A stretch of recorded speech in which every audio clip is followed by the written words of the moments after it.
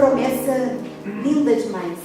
Cristo morreu para que pudesses parar de pecar. Pode ou não pode, gente? Que história é essa que fala que não vai parar de pecar? A gente vai ver quem é que fala isso. Já, já. E pecado é o quê? Transgressão da lei. Deus requer de seus filhos perfeição. Vocês vão ficar assim, chocados, mas tem que ser perfeito? Tem. Mas depois eu vou dar o como, né? Tem que dar a fórmula.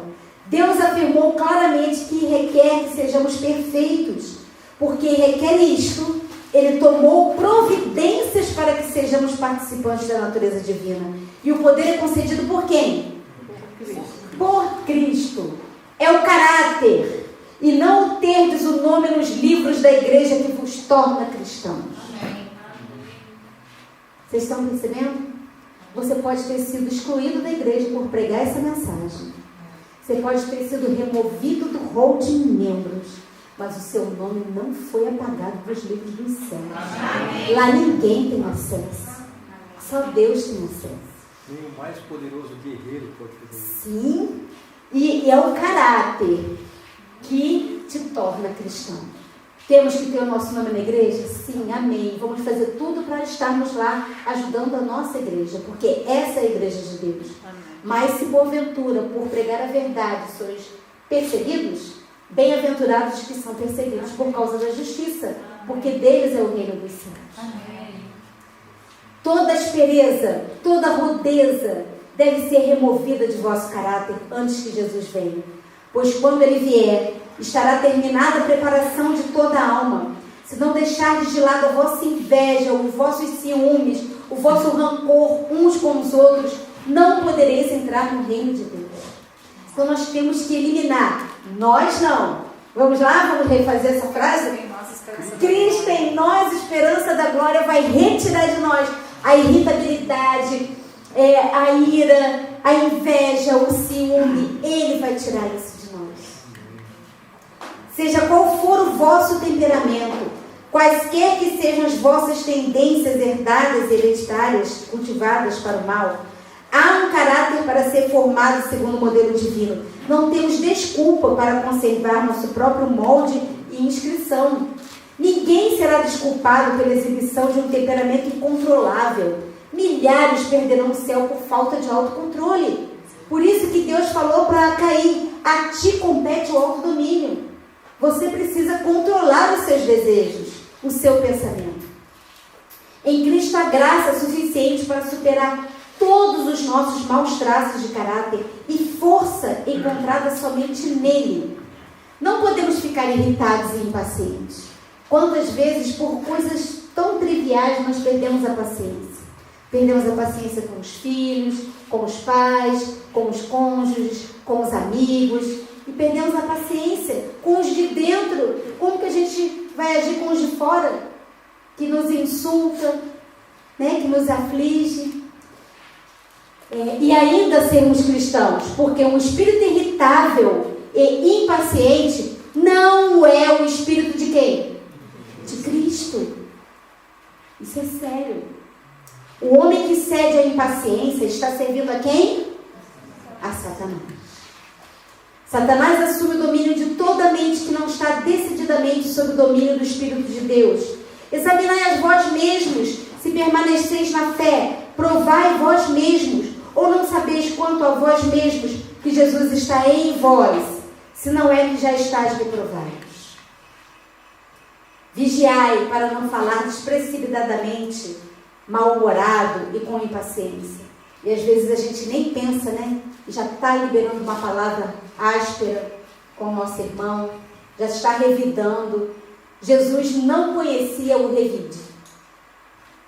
E olha que ele foi injuriado, ele foi açoitado. E como que ele respondia aos açoites e às injúrias? Com amor, e falava que Pai, perdoa, porque eles não sabem o que fazem. Vigiai para que o orgulho não venha a achar um lugar no coração. Vigiai para que as más paixões, nós estudamos ontem sobre paixões, não venham vencer-nos, ao invés de vós subjugá-las. Se tão somente vigiardes continuamente em oração, se fizerdes tudo como se vos achasseis, sereis guardados de cair em tentação, e podereis esperar conservar-vos puros, irrepreensíveis, incontaminados até quando? Até o fim. Mas você dirá, como que eu vou saber que Cristo está no meu coração? Nessa pergunta que a gente faz. Como que eu vou saber se Cristo está atuando na minha vida, se Ele está no meu coração? Se quando você é criticado, preste atenção, isso vai mexer muito com a gente, com cada um de nós, com o nosso eu. Se quando você é criticado ou corrigido em seu caminho, e as coisas não saem exatamente como você pensa que deveriam, se você deixar sua paixão surgir, em vez de suportar a correção e ser paciente e bondoso, Cristo não está permanecendo no seu coração. A maneira como você lida com o teu próximo diz se você tem Cristo no coração ou não. Quando nós somos limpos de todo o pecado, de todos os nossos defeitos de caráter, nós não mais reteremos uma só propensão pecadora. O meio que Cristo venceu é o mesmo que podemos vencer. Qual é? O poder da palavra. Há poder na palavra de Deus. Ela é autorrealizável. Quando ela diz que faz, ela faz. Quando Deus promete, Ele fala. E acontece. Por isso que Deus idealizou o plano para vivermos em família. Porque as pessoas que mais conseguem enxergar se Cristo vive em nós é nossa esposa e nossos filhos. É verdade. Eles sabem. Você não sabe, mas eles sabem. Porque a gente pode ser um cristão na igreja, mas não ser um cristão no lar. O meio em que Cristo venceu é o mesmo em que podemos vencer, o poder da palavra de Deus. O crente pode, em sua vida e caráter, dar testemunho de que Deus ama o agente humano, que obedece aos seus mandamentos, assim como ama seu filho. Como incrível é essa declaração, quase além da compreensão da mente finita. Deus nos ama com infinito amor, a nossa mente não consegue alcançar isso. Agora, enquanto o nosso grande sumo sacerdote está fazendo expiação por nós, devemos procurar ser perfeitos em Cristo. Nem mesmo por um pensamento poderia nosso Salvador ser levado a ceder ao poder da tentação.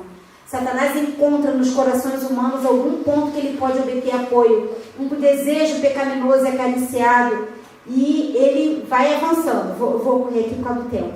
Mas Cristo declarou-se de si mesmo: aproxima-se o príncipe desse mundo que nada tem de mim.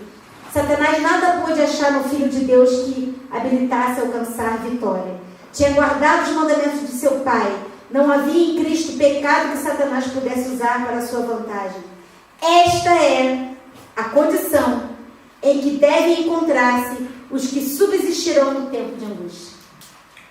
E Deus está nos convidando a subsistir, a ficar de pé no tempo de angústia que se aproxima, né? É nesta vida que devemos afastar de nós o pecado, pelo sangue expiatório de Cristo. Nosso precioso Salvador nos convida a unirmos a Ele, a ligar a nossa fraqueza à sua força, a nossa ignorância à sua sabedoria, aos seus méritos à nossa indignidade. Que tremendo! A providência de Deus é a escola que nós devemos aprender mansidão e humildade de Cristo. Deus quer colocar diante de nós não o caminho que preferimos, o qual parece ser fácil e agradável, mas os verdadeiros objetivos da vida. Toca a nós cooperar com os meios que o céu emprega na obra de conformar o nosso caráter com o modelo divino. Ninguém poderá negligenciar ou adiar essa obra sem grave perigo para a sua alma. Quando vocês começam a estudar e querer viver a justiça pela fé, a mudança que as pessoas percebem em você é rápida. Não vai levar uma vida inteira para mudar não, gente, porque nós não temos tempo. O tempo é curto. Ninguém poderá negligenciar ou adiar esta obra sem o quê? Sem o grave perigo para a sua alma. É devagarzinho? Não é devagarzinho. Não é uma obra de uma vida inteira para parar de pecar. É imediato o que Deus quer fazer em nós. É só tomar posse. Ele liberou poder pela sua palavra, ao criar, ele libera poder para todo aquele que decide. Sim, claro que é um crescendo. Você vai avançando, na verdade, a cada dia. Até ser um E dia perfeito. Até ser um dia perfeito, exatamente. Mas tem que crescer. Para onde? Para o alto e para frente. Hoje ensinam que um homem não pode viver sem pecar. E que é impossível guardar os mandamentos, os 10 mandamentos. Mas vamos ver quem é o autor dessa ideia? Satanás declarou que os seres humanos não podem viver sem pecar. Quem declarou? Satanás.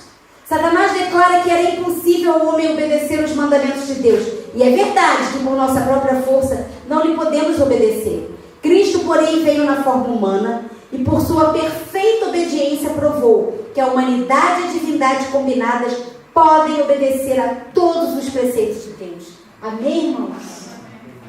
Satanás declarou que era impossível aos filhos de Adão guardarem essa lei. Agora, pasmem com o que ela vai falar. Homens que estão sob controle de Satanás repetem esta acusação contra Deus ao afirmarem que o homem não pode guardar a lei de Deus. E não é isso que a gente está ouvindo hoje dos nossos públicos? Que Deus tenha misericórdia de nós e de todos. Não vos assenteis na poltrona de Satanás, dizendo que não adianta, que não podeis deixar de pecar, que não há em vós poder para vencer.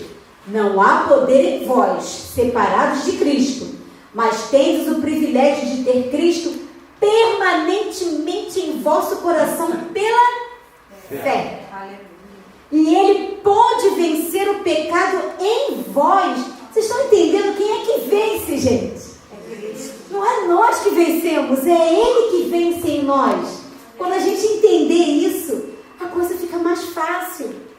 Quando com Ele cooperardes. Porque o obedecer, quando nós estivermos ligados a Deus 24 horas, dia a dia, hora a hora, minuto a minuto, pensando nele o tempo todo, pedindo opinião para Ele, tudo que a gente faz, Senhor, isso está certo?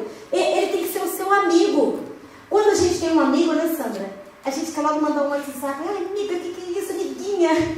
Não é? A gente quer logo confabular com as coisas, com as novidades. Você tem que conversar com Cristo também. Senhor, isso que eu vou fazer está certo? Isso que eu vou fazer, eu vou tomar essa decisão. Está de acordo com a sua vontade? Ele tem que ser o seu amigo, o seu companheiro de hora a hora, minuto a minuto. E se você estiver ligado a Ele, hora a hora, minuto a minuto, o obedecer será uma consequência natural. Vocês estão entendendo? A obediência dele vai capacitar a nós a obedecer. Se nós cooperarmos, claro. Deve manter-se uma guerra constante contra a mente carnal. A mente carnal rebela-se contra a vontade de Deus. A mente carnal não encontra prazer em meditar na palavra de Deus. Nada além da vontade rebelde vos poderá afastar de Deus. Hebreus 12:4 fala: ainda não resististe até o sangue combatendo contra o pecado. Mas nós não estamos sozinhos nessa batalha contra o pecado.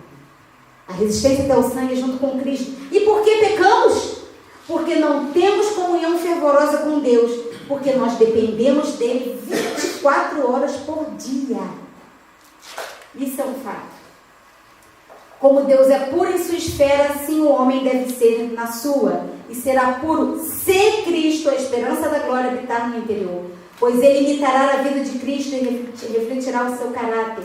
Naquela ocasião, o refinador, na volta de Cristo, não se ocupará com o processo de purificação.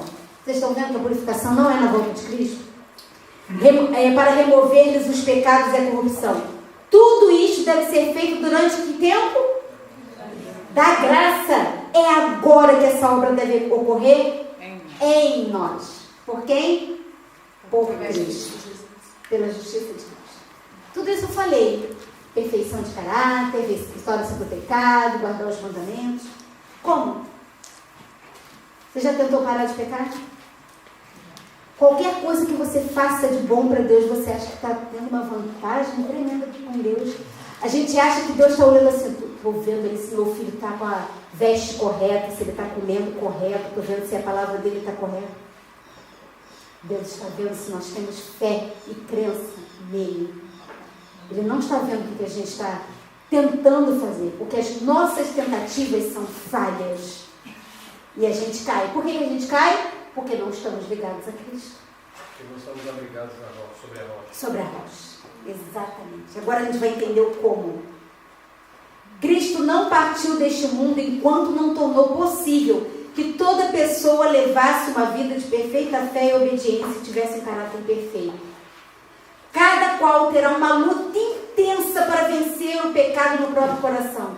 Às vezes essa obra é muito penosa e desanimadora, pois ao vermos os nossos defeitos de caráter, pomos-nos a considerá-los, em vez de olhar para Jesus e revestir-nos das vestes da sua justiça.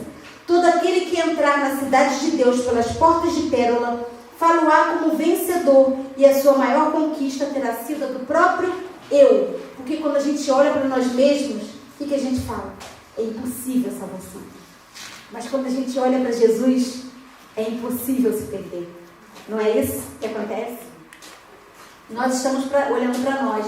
Cristo prometeu que o Espírito Santo habitaria naqueles que lutam pela vitória sobre o pecado, para demonstrar o poder da força divina, dotando o instrumental humano de poder sobrenatural e instruindo o ignorante nos mistérios do reino de Deus. O pecador não pode, olha a frase, não pode, por nenhum poder a ele inerente, livrar-se do pecado. Quer tentar parar de pecar? Vai fracassar. Vai fracassar. Para conseguir, ele precisa olhar a um poder mais alto. Unicamente Cristo possui o poder de purificar o coração. Quando uma alma recebe a Cristo, ela recebe também o poder de viver o quê? A vida de Cristo. Que presente, gente. Que coisa tremenda viver a vida de Cristo. E o que significa viver a vida de Cristo? Ser trajado com as vestes da sua justiça. Ao nos sujeitarmos a Cristo, nosso coração se une ao seu. A nossa vontade emerge em sua vontade. Nosso espírito torna-se um com o seu espírito. Nossos pensamentos serão levados cativos a Ele. Vivemos a sua vida. Isso é o que significa estar trajado com as vestes da justiça de Cristo. Então, o que é ser coberto com a justiça de Cristo? Ter o quê? A mente de Cristo, o pensamento de Cristo, ter a vontade de Cristo em nossas vidas. Esvaziar do eu. O eu, a gente fala que ele tem que morrer e não ressuscitar, porque ele está sempre querendo subir de novo. Isaías 51, de 1 a 7. Ouvi-me, vós que seguis a justiça. Olha como Isaías é repleto de justiça. E os que buscai ao Senhor, olhai para a rocha de onde fostes cortado, porque o Senhor consolará Sião. Quem é Sião? A igreja. Consolará por quê? Bem-aventurados os que choram, porque serão consolados. Choram por chorar por causa das amarguras da vida? Que choro é esse? Por causa do pecado. Se você está chorando, gemendo, clamando ao Senhor por causa dos seus pecados, você vai ser consolado. Consolará todos os seus lugares assolados, fará o seu deserto como Éden e a sua solidão como jardim do Senhor. Gozo e alegria se achará nela, ação de graça e voz de melodia. Atendei-me, povo meu, nação minha, inclinai os ouvidos para mim, porque de mim sairá a lei, e o meu juízo farei repousar para a luz dos povos. Perto está a minha justiça, vem saindo a minha salvação. Levantai os vossos olhos para onde? Para o céu, olhai para a terra embaixo, porque os céus desaparecerão como fumaça. Porém a minha salvação durará para sempre, e a minha justiça não será abolida. Ouvi-me vós que conheceis a justiça, povo em cujo coração está a minha lei. Porque Salmo 119, 172 fala que os teus mandamentos são justiça. Obedecer a Deus é justiça. Mas a obediência de Cristo é a única que satisfaz os reclamos da lei. Portanto, agora, nenhuma condenação há para os que estão em Cristo Jesus. E não andam segundo a carne, mas andam segundo o Espírito. Então, quem é que está em Cristo Jesus? Quem está em Cristo? A nova criatura. A que anda, quando que estamos em Cristo? Quando nascemos do Espírito. Temos acesso à vida de Cristo e essa vida é acreditada a nós. Quem não anda segundo a carne. E se ainda estamos sendo derrubados, nós não estamos em Cristo. Isso é sério. A justiça de Cristo é a nossa justiça. Ele dependeu do Pai para viver uma vida perfeita. Nós também dependemos dele. Quando aceitamos o sacrifício de Cristo, que cremos que ele pode nos justificar. A vida que o Pai vê, quando ele olha para a gente, o justificado, arrependido, aquele que confessou os seus pecados, quando Deus nos olha, ele nos vê? Ele vê quem? A justiça de Cristo. É a vida de Cristo que ele vê. Em Cristo está a nossa justificação. Em Cristo está a nossa santificação. Em Cristo está a nossa redenção. Em Cristo está a nossa justiça. Cristo tornou-se nós para que o Pai, com ele, pudesse ser Deus conosco. Até o significado do nome, Emanuel, Deus conosco. O trabalho do Evangelho é trazer o homem até onde possa guardar os preceitos de Deus pela fé em Cristo. Quando olhamos para nós, nos vemos perdidos.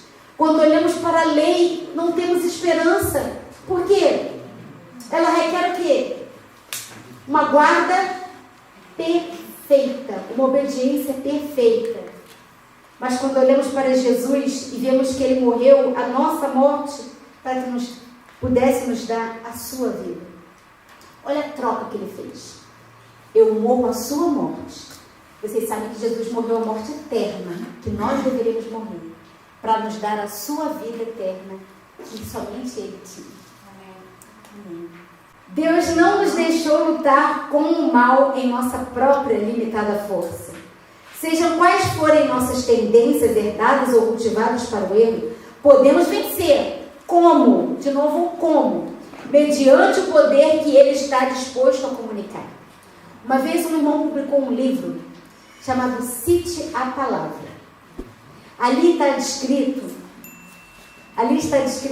o como vencer. Se vier a tentação, como que Jesus fazia?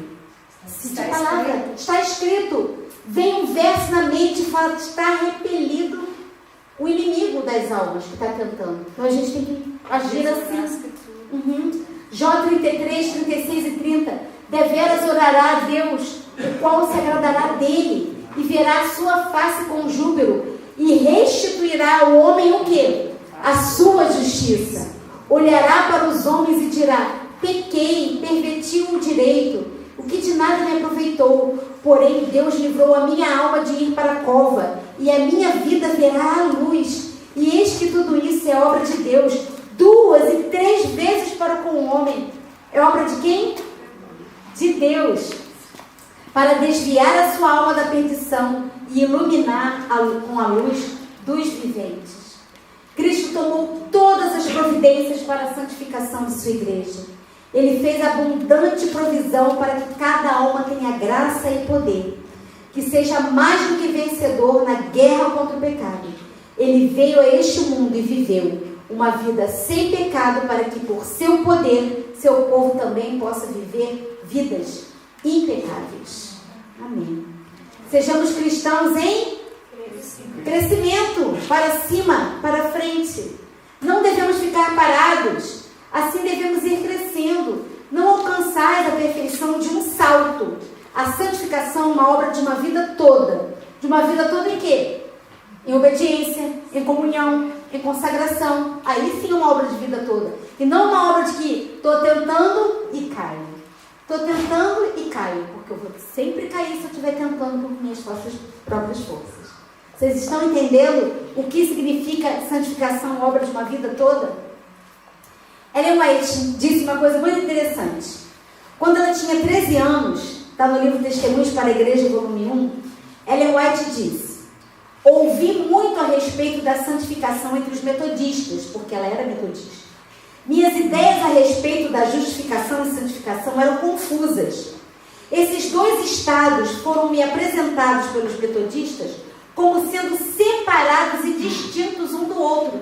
Primeiro a justificação e depois a santificação. Não! Os dois são concedidos imediatamente ao cristão que aceita Jesus como Salvador. Você pode ser perfeito hoje, no momento que Deus te justifica, Ele te santifica. Porque a graça que Deus dá para nos perdoar, a graça perdoadora, é também a graça habilitadora. Amém. Então Ele te dá a capacidade de vencer a cada dia, se estiver totalmente ligado a Ele. Ninguém é tão pecador que não possa encontrar força e pureza e justiça em Jesus por quem Ele morreu. Cristo está desejoso de tirar-lhe as vestes manchadas e poluídas pelo pecado e vestir-lhes os trajes brancos da justiça. Ele lhes ordena viver e não morrer. O caráter celeste deve ser adquirido na terra, ou jamais se poderá obter. Comece, portanto, quando? Imediatamente, hoje, agora. Não te iludas de que virá tempo em que poderás fazer mais facilmente um diligente esforço do que agora, porque cada vez vai ficar pior, né?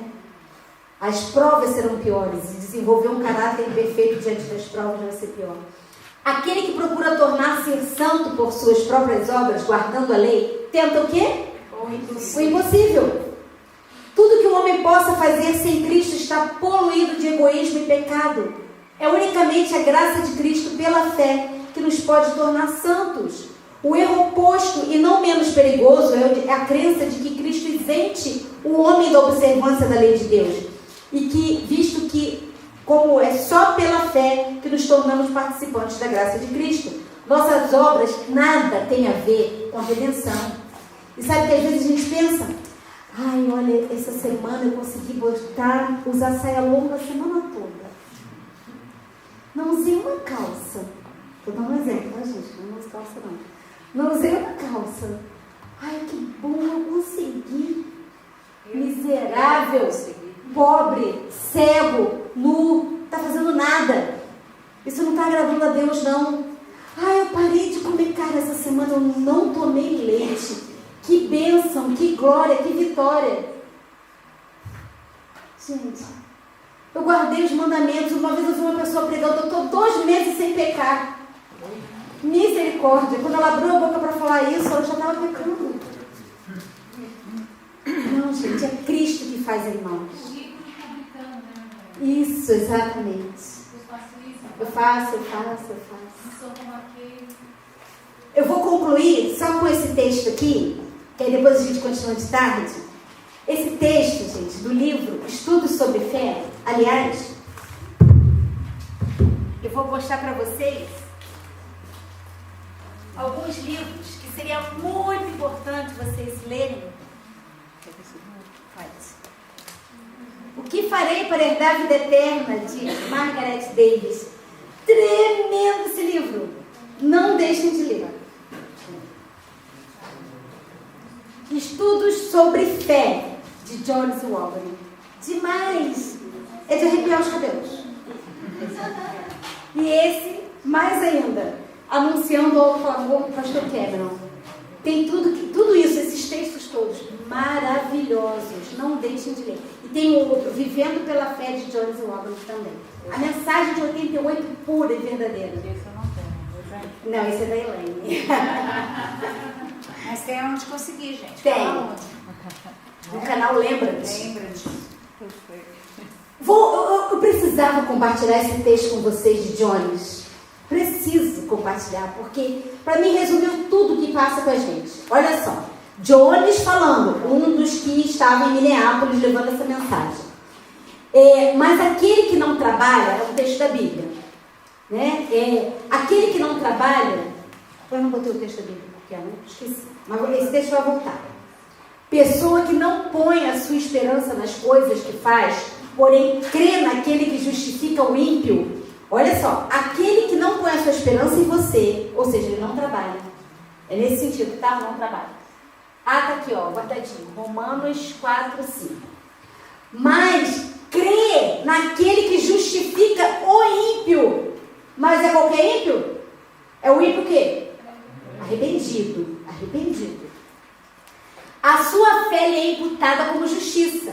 Essa é a única maneira como qualquer pessoa deste mundo pode se tornar justa. Vamos acompanhar a linha de raciocínio dele. Por favor, vamos juntos. Ó, a criança vai entender, não esqueçam. Vamos também. Deve primeiro admitir que é ímpia. Primeira coisa. Eu sou uma ímpia. Primeira coisa. Então, crer que Deus justifica o ímpio. Ou seja, lhe atribui justiça. E que ela é justa com a própria justiça de Deus. Todos nesse mundo são ímpios. O ímpio é alguém que não é pio, ou seja, que não tem uma piedade, uma justiça semelhante a Deus. Está escrito, por quê? Todos pecaram e carecem da glória, do caráter, da bondade de Deus. Todo aquele, Romanos 3:23, todo aquele, portanto, que admite que em algum momento de sua vida careceu da semelhança com Deus em qualquer coisa, a fazer isso, está confessando que é um ímpio. O fato, porém, é que todos, em tudo, carecem de ser semelhantes a Deus, pois todos se extraviaram, a uma se fizeram inúteis. Não há quem faça o bem, não há um sequer. Por isso, irmão, que não há um justo sequer. Que você perguntou ontem, né? Não há um justo sequer. Porque não há, todos nós somos ímpios. Todos são cobertos com a justiça de Cristo, os que aceitam. Então, como não há um justo sequer sobre a terra, não tem um que não seja ímpio, visto que Deus justifica o ímpio, isto da parte de Deus faz com que a justificação, que é a justiça e salvação, seja completa, gratuita e garantida para toda a alma nesta terra. Em tudo que alguém da sua parte precisa fazer para que ela se torne plenamente garantida, para si, é aceitar. Então a única coisa que o ímpio tem que fazer é o quê? Aceitar. O ímpio arrependido. Crer que Deus de fato justifica pessoal e individualmente aquele que é ímpio. Assim, estranho como possa parecer para muitos, a única qualificação, o único preparo para a justificação é uma pessoa reconhecer que ela é ímpia. E então, tendo essa qualificação, tendo concluído este preparo, tudo que se exige dela para obter justificação completa, gratuita e garantida é o quê? Crer que Deus justifica tal pessoa. Que coisa tremenda. A qual é ímpia. É um tanto fácil para muitos crer que são ímpios e até mesmo reconhecer o fato. Mas crer que Deus justifica eles, isso é demais. É a única razão porque esses não conseguem crer que Deus os justifica. Porque eles são ímpios, muito ímpios.